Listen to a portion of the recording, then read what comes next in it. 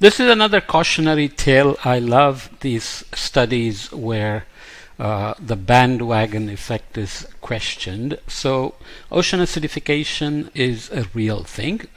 pH has been dropping in many places. So we are looking here at the Mauna Loa station, looking at CO2, which is something we have looked at already 1,000 times, the Keeling curve that goes up, and then you have the seawater PCO2, or the partial pressure of CO2 in the surface water, also goes up as the atmospheric CO2 goes up by the exchange process, and corresponding to that there is a drop in pH. This idea of this paper and the podcast is not a question that pH is dropping. It is to understand whether the impact that is often talked about on calcifiers in the ocean is as dire and as alarming as some of the studies imply. So the bandwagon effect is that once ocean acidification is defined as a drop in pH, you can always go to models and start cranking out papers, especially for future projections, to say how low the ocean pH will go, and then evoke the normal scenarios of corals disappearing and so on and so forth. So this nice paper put together a large number of publications to provide a meta-analysis, so which included more than 5,000 observations from almost 1,000 studies. Let's just read the abstract, since I'm not really a biologist. I do some ecosystem modeling, and of course I teach related things. So ocean acidification is considered detrimental to marine calcifiers, no doubt, but mounting contradictory evidence suggests a need to revisit this concept. This systematic review and meta-analysis aim to critically re-evaluate the prevailing paradigm of negative effects of ocean acidification on calcifiers. Based on over 5,000 observations from around 1,000 studies, many calcifiers, which include echinoderms, crustaceans, and cephalopods, are found to be tolerant to near future ocean acidification, which is projected to be down to 7.8 by 2100. But coccolithophores, calcifying algae, and corals appear to be sensitive. At what stage they are sensitive matters as well. Calcifiers are generally more sensitive at the larval stage than the adult stage. So if they can get recruited, the term in fisheries is recruitment, so you go from larval stage to juvenile and then adult stage, then you are able to better adapt and survive.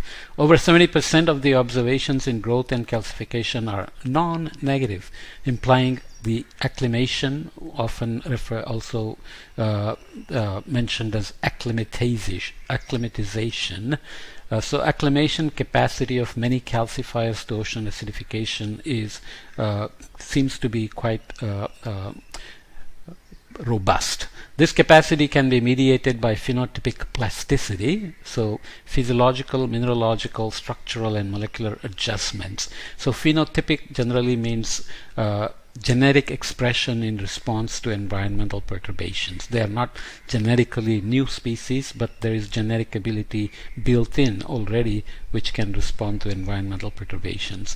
And there are also transgenerational plasticity, increased food availability, or species interactions. We'll see examples of each.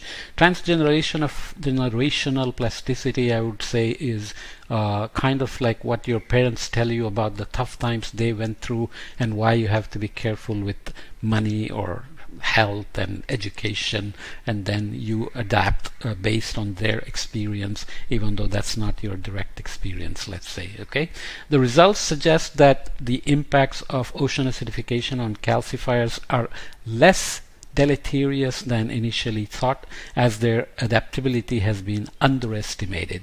This is typically the case in ecosystems. I've put up podcasts of other examples, and my favorite line always is that nature makes the rules and biology finds the loopholes. So the nature's rule is that if you increase CO2 in the atmosphere, ocean PCO2 will go up and ocean pH will drop.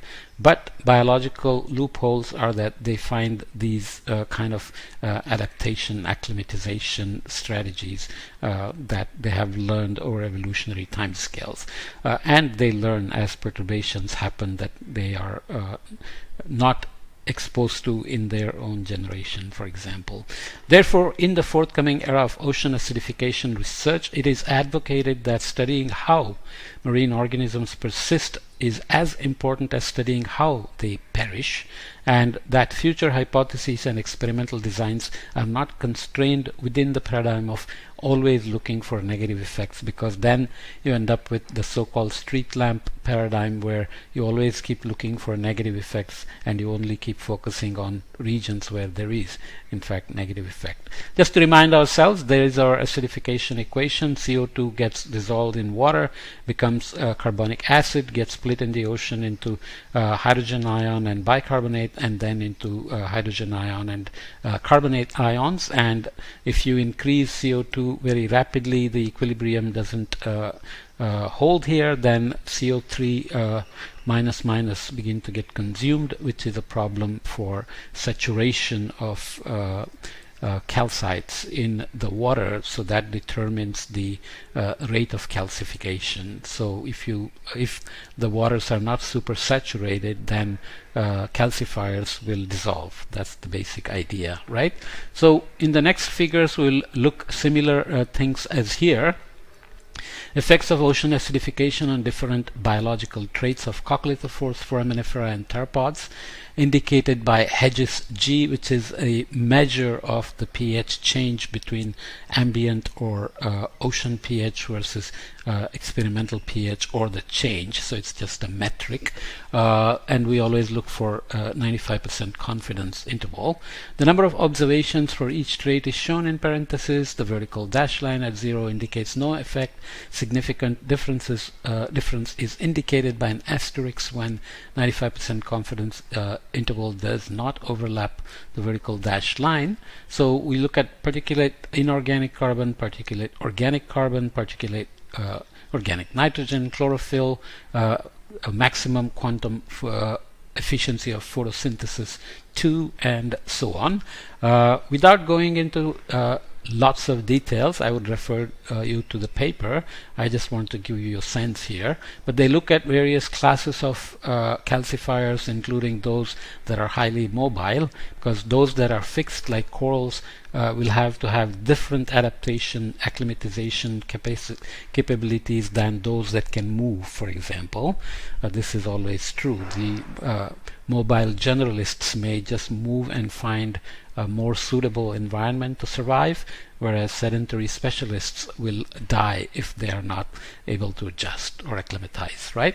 So coccolithophores, I won't go into the details, but you can see that there are few things that have stars, many things that don't have stars, many things have positive values here on the Hedges G scale, and there are many negatives, and sometimes uncertainties are large, and the number of samples are very different as well.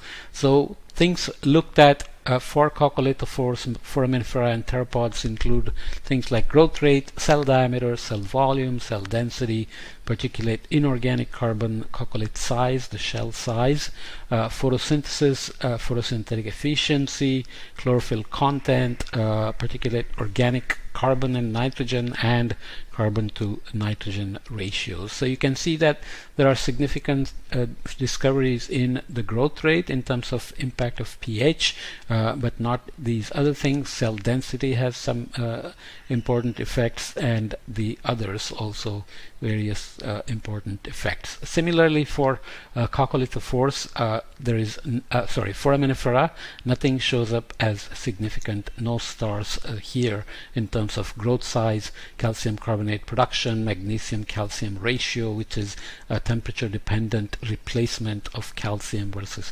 magnesium, respiration, photosynthesis, photosynthetic efficiency, and chlorophyll content.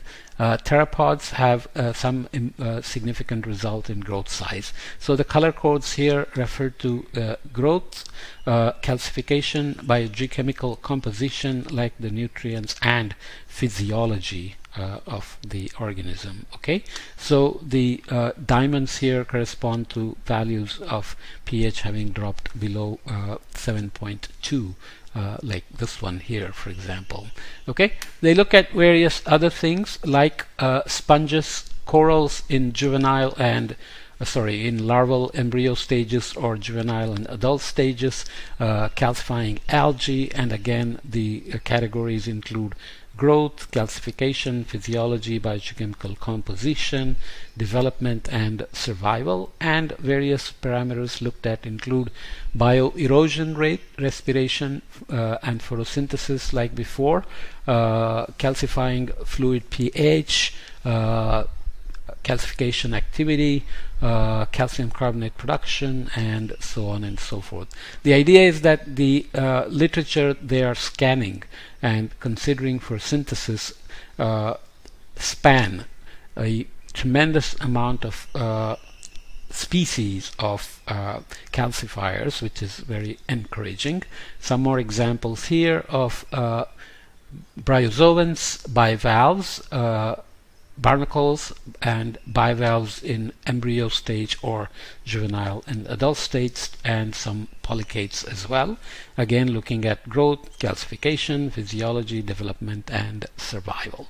The message is clear that there are few species which show significant impact on various factors. For example, for bivalves, in addition to growth and calcium carbonate production and shell thickness, hardness, fracture resistance, shell organic matter, etc., you also have feeding performance, how acidification may affect that, respiration, condition index, and hemophilic pH, so physiological parameters, and so on. Okay, so very comprehensive. Just to kind of complete the story, there are some gastropods in embryonic, larval stages and adult stages, echinoderms, sea urchins in larval embryo stages and adult stages, juvenile and adult stages, and again looking at various parameters like growth, calcification, and including behavior here, for example.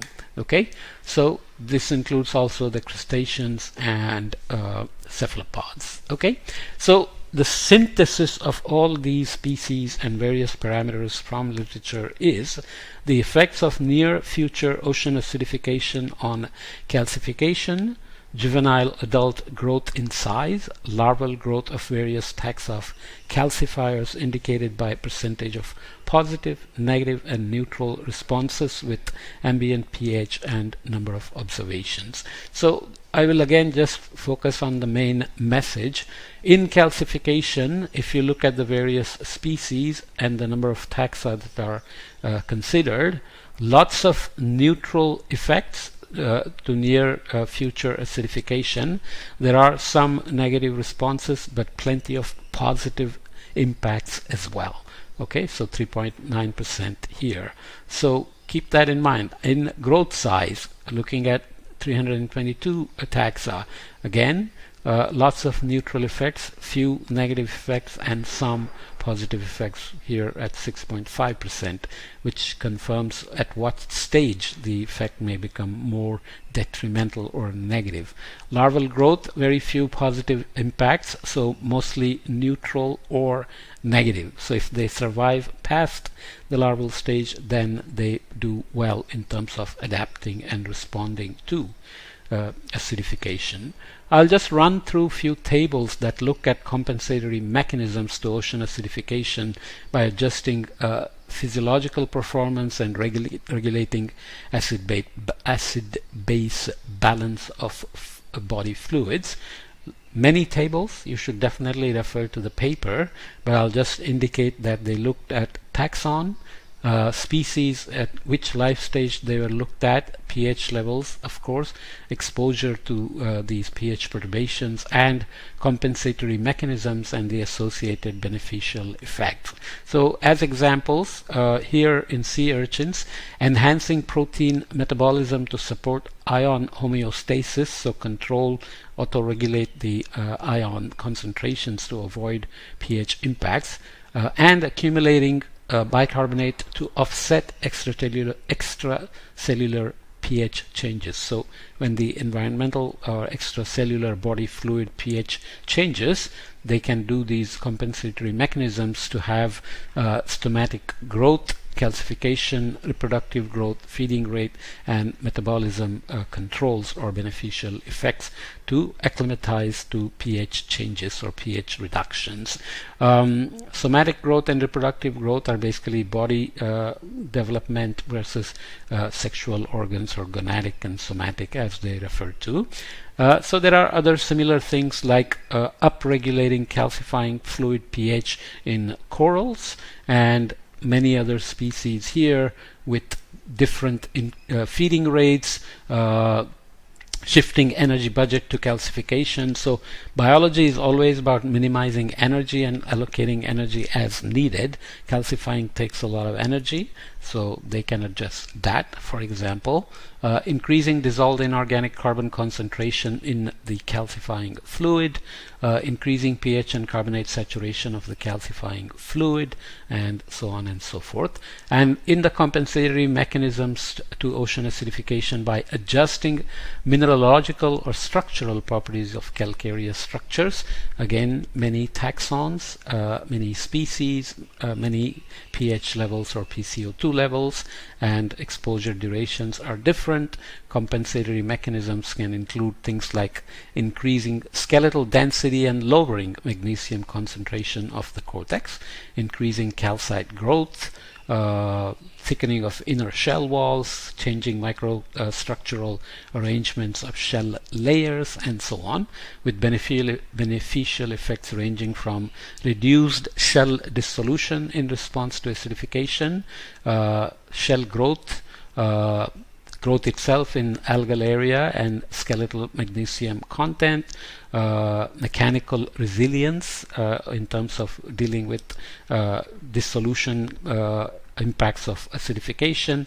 Crack propagation is reduced caused by physical damage. So you can see how many various mineralogical or structural properties can be adjusted by the species in response to acidification.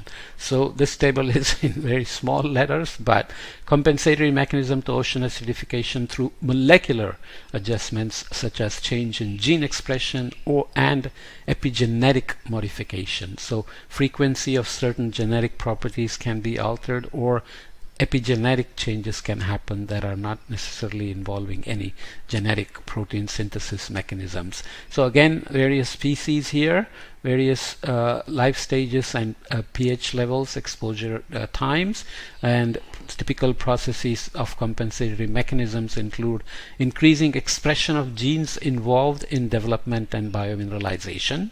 That's a strong response in terms of adaptation and acclimatization. Maintaining expression of genes involved in biomineralization, so that calcifying processes like shell length, calcium content, shell hardness, and shell integrity can be altered, with upregulating gene expression of carbonic anhydrases and increasing pH at calcification sites by corals can increase calcification even in the face of decreasing pH and loss of carbonate ions. Okay, amazing, right? Biology is not stupid. It's evolved to deal with these and response, find the loopholes in nature's rules. This is something that always fascinates me. Finally, well, at least getting closer to the end, compensatory mechanisms also occur via transgenerational plasticity. Plasticity is basically the ability to adjust to environmental changes. So we're looking at oysters, sea urchins, corals, mussels, clams, and so on. Again, various parameters that we looked at, but looking at parental exposure duration and possible adaptive transgenerational mechanism, what parents experience and how that results in offspring responses, transgenerational mechanisms. Over 5 weeks, elevating standard metabolic rate of parents and increasing parental provisioning for transgenerational plasticity. So they are transferring some plasticity to their offspring by increasing larval growth, increasing larval development and larval survival, larval growth, larval development, larval settlement, and so on. So improving gamete quality and increasing fertilization success. So gametes are the eggs and the sperms, and their quality is increased to survive acidification, and their fertilization success is increased by the parental exposure to acidified waters. Epigenetic inheritance like metabolic rate, increasing maternal provisioning to eggs and energy availability to improve fitness via metabolic plasticity in muscles, which results in increased egg size, increased larval shell length, larval survival is increased, metamorphosis is increased, juvenile growth is not affected. Also juvenile feeding and juvenile respiration rates are not affected. Okay, so if you look at 5 generations, for examples of calcifying alga, prioritizing energy allocation to reproduction becomes a parental exposure and possible adaptive transgenerational plasticity. This increases reproductive output and conceptual abundance. So really nice adjustments. This is compensatory mechanism in increasing food availability or species interactions. Again, various species. Compensatory mechanisms include providing Artemia spp as food for 1 hour every second day. So these are experiments conducted to, or at least observations made in these kind of conditions. So you can see that biomass increases, calcification increases, and symbiont density increases. So there is species interactions. Increasing food availability from 350 algal cells per milliliter to 2000 algal cells per milliliter resulted in growth in somatic, so body maintenance functions. Calcification and shell lengths increased, shell dissolution decreased, calcification and biomass remained the same in the corals when providing zooplankton as food for 1 hour every day. So active perturbations can be made in acidified waters as well, such as providing sufficient kelp as food for sea urchins, which results in growth and gonadosomatic index. So both body maintenance and reproductive systems do better in using some indices. So many other examples here. I won't go through all of them, but just wanted to put the tables to show you just how extensive this synthesis is. They also suggest what recommended future directions for ocean acidification research can do. So looking at levels of biological organization from atomic levels to cell levels, organism level, population to community levels, they suggest looking at structural properties for macro to nanoscales, so things like mineralogy matter, multi-omics research, so genomics, transcriptomics, proteomics, metabolomics, and also epigenetics. At organism level, research should be more done on rarely studied taxa and look for carryover effects and transgenerational effects, and intraspecific interactions versus hybridization that has to be studied in response to acidification. And at community level, plant herbivore interactions, predator-prey interactions, microbe-host interactions, and refugia created by primary producers. So even as warming happens, acidification happens, deoxygenation happens, often refugia are created where, due to some unique conditions, the perturbations to any of these parameters that biology ecosystems care about may be protected from changing rapidly. This has always been an important part of evolution through time for all species, including humans, and continue to be part of the ecosystem response to perturbations to seek refugia and survive the perturbations. Okay, so that research, basically you can think of those as biological loopholes as well. Okay, so very nice paper, so I wanted to include it just as another cautionary note. A little bit long, but it's really worth it. I love these kind of tales where at least the advice to young people is to not jump on bandwagons blindly just to publish papers that ocean acidification is real. You can use CMIP 5, CMIP 6 models to keep on writing about how ocean acidification will get worse with time, and by 2100 it will be so low, etc.